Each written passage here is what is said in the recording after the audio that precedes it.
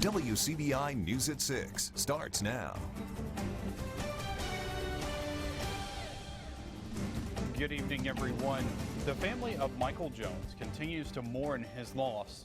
This past Friday, he was found dead inside a house in Bessemer, Alabama, a day after being reported missing in Lowndes County. Today, our WCBI's Bobby Martinez talks to Jones' family. He joins us now live in the studio. Bobby. Joey, Michael Jones' family told me today that losing him has been heartbreaking, but reminiscing on the good times they once shared has helped them ease the pain. He was just one of those people that you probably will meet once in a lifetime. Memories. That is all Michael Jones' family has left. If you met him, you like him. If you liked him, you love him. Jones got off his shift at work last Wednesday around 6 o'clock in the morning, but never made it home. His wife called me looking for him. I think I called Tasha. Then I called his brothers and sisters out of state. And they started getting together, and we wondering where he's at. It was completely out of character for him not to come home like that unless he knew where he's at. Michael was scheduled to return to work that same evening at 6. Again, he didn't show up, and 2 days later, they got news they never expected. Police in Bessemer, Alabama, called to tell the family Jones had been found shot to death in an abandoned home. When we found out that he passed, I think it shook the world. You know, anybody who knew him, it just hit you straight to your heart.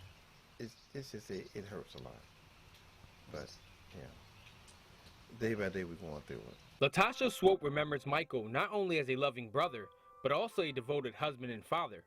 Michael's the best of us. He was the better sibling. He was the nice sibling. You know, he was just special. He was different. His sister adds that her brother would want them to take care of their wife and children, and they intend to do just that.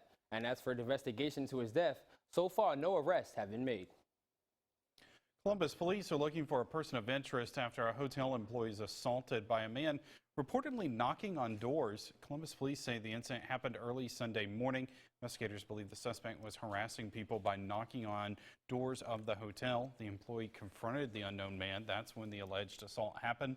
The victim was treated and released from the hospital. If you know who this person is, call Golden Triangle Crime Stoppers. When it comes to finding a wanted suspect, law enforcement often relies on the media to help get out the word and spread awareness. Our Quentin Smith speaks with a local police chief about utilizing the media as a tool to help them track down the bad guys. He's joining us now in the studio. So Quentin, is this a successful strategy for CPD? Yeah, Joey, Chief Fred Shelton says it's very successful. In fact, he says a story that aired on our newscast today helped them identify a person of interest in an assault case they're investigating. The department is also asking for the public's help finding Corey Rice, who's wanted for an aggravated assault charge. Shelton says putting a suspect's name and photo out there can put pressure on that person to turn themselves in. Whether it's a picture or surveillance video, when it comes to catching the bad guys, Chief Fred Shelton says he relies on the media to help alert the public about what's going on. The media can get out information quicker than we can. When you do a newscast, there are, thousands of viewers that's watching? And surely, in the smallest Columbus, there's somebody going to see that person, know that person, and going to give us a call. The chief says it's a successful strategy. In fact, on Tuesday morning, WCBI was given this security cam footage showing a person accused in an assault.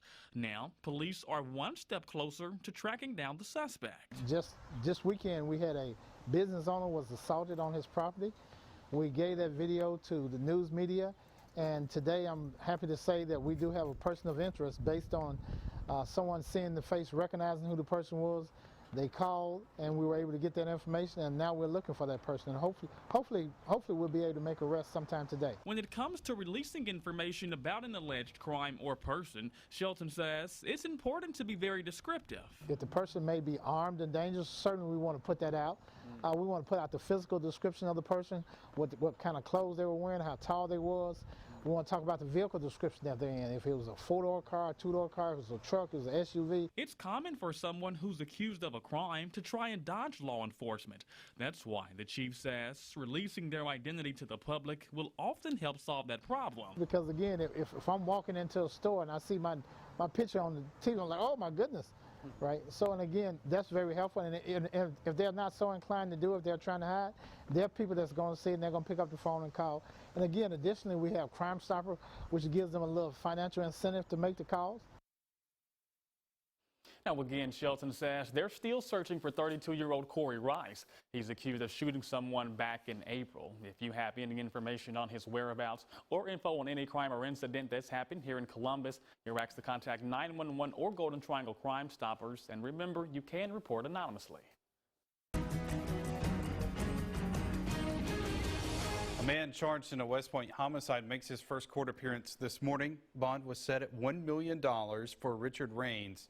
Raines is charged with first-degree murder and possession of a weapon by a felon charge. Bond was set at $10,000 for that particular charge. He turned himself in to police yesterday after a deadly shooting Sunday night in the parking lot of the Relax Inn. Police Chief Avery Cook says the two men got into an argument before the shooting. Curtis Williams Jr. died at the scene. A shooting in Derma ends with one man dead, one man injured, and a third man in jail. Julian Boyd is charged with murder. Calhoun County Sheriff Greg Pollen says deputies were called to Underwood Street in Derma on Friday afternoon. Investigators believe Evander Holmes and Anthony Prescott got into an argument. Pollen says Holmes hit Prescott in the head with a gun. That gun fired and a bullet hit Prescott in the neck. Then Boyd is accused of picking up the gun and shooting Holmes in the neck. Holmes died. Prescott remains in the hospital. Bond for Boyd was set at $500,000. The Mississippi Highway Patrol is investigating 2 fatal accidents over the Memorial Day holiday travel period. Statewide, troopers wrote more than 6,500 tickets.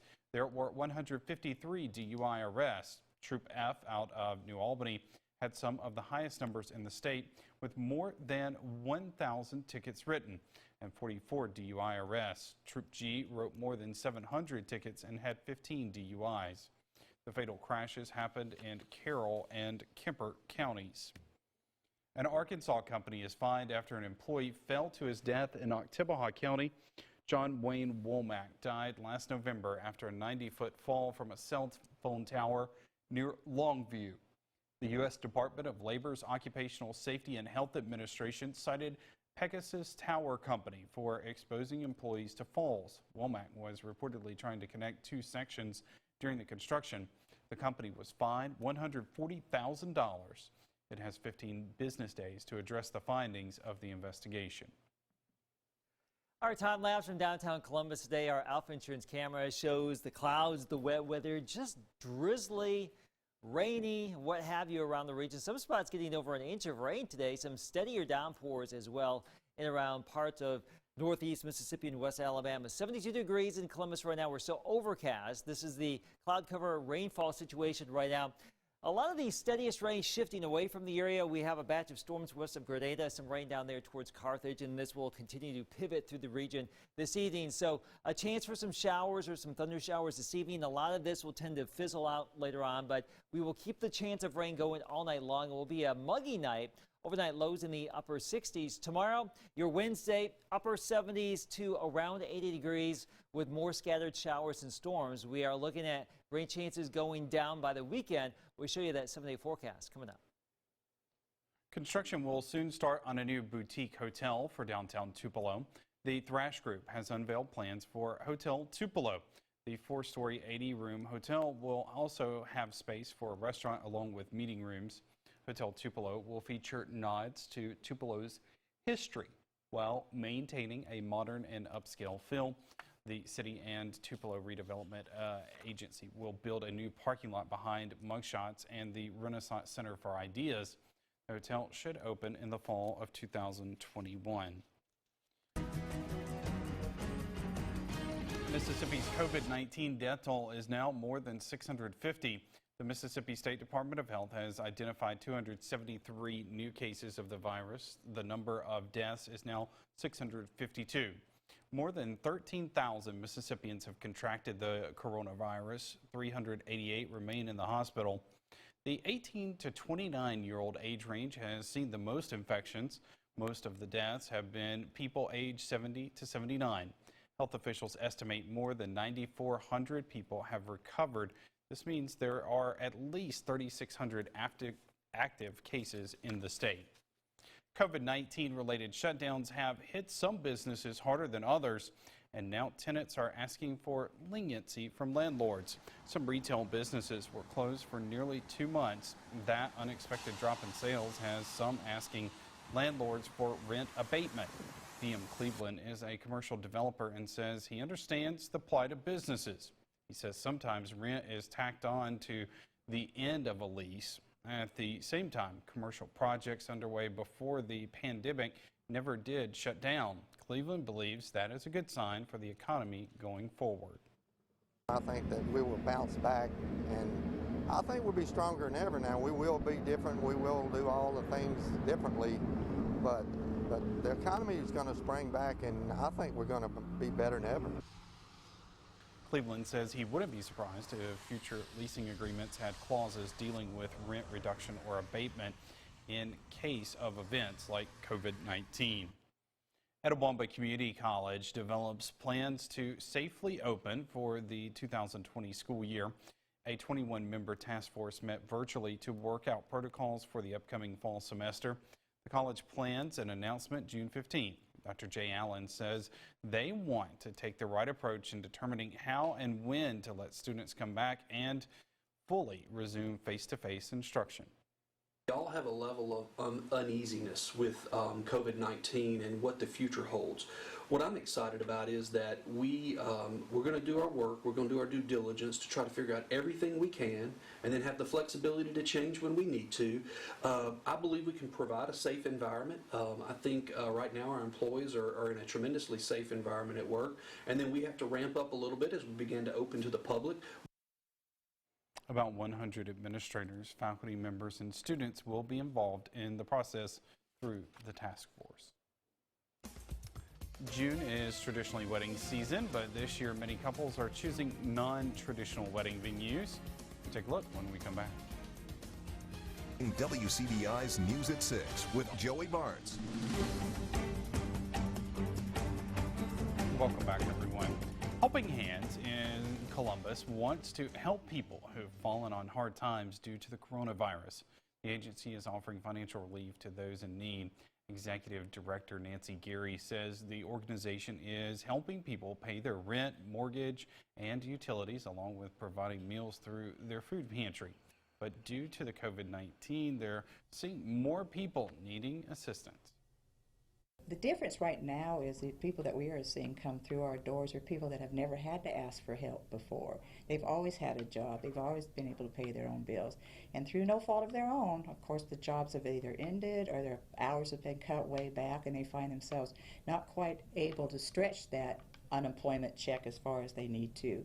Or, you know, they just are realizing that they're not going to make it month to month like they've always been able to do. If you need help, call Helping Hands first and talk with an employee. The Sounds of Summer concert series will go silent this year at the Columbus River Walk. Organizers say the uncertainty of COVID-19 led to the decision to cancel this year's concerts. The Columbus Lowndes Chamber of Commerce and Main Street Columbus host the event along with the help of several sponsors. Normally, concerts are held at the Riverwalk during the months of June and July. Both organizations say they do plan to have Sounds of Summer again next year. This would have been the 13th year for the concert series. Wedding bells are in the air, but you may hear them ringing at your local courthouse. The COVID-19 pandemic has forced restrictions on the size of social gatherings and shuttered many of the venues that usually host weddings and receptions, as many couples seeking alternatives to celebrate their special day. Lowndes County District 5 Supervisor Leroy Brooks says the number of ceremonies is steadily increasing. It's not unusual in a month to do 10 or 15, and now I'm doing maybe 5 or 6. sometimes there are groups. I've had as many as 25 in a group, and so we do it outside, but I also go to places. You know, Brooks says having your wedding officiated at the courthouse could cost anywhere from $20 to $30. And today, if you wanted to have a wedding outside, it would have been a little wet. Had to scrub it, or just go inside one of those go with the flow, right? Just deal with it, right? You know what? Mother Nature gives you lemons. You got to make lemonade. Well, we have plenty of water for the lemonade today. Temperatures in the low 70s right now. Still some showers out there. Rain chances dwindle by the weekend, but in the near term, we stay unsettled. We'll have that full forecast next. AccuWeather forecast with Chief Meteorologist Keith Gibson.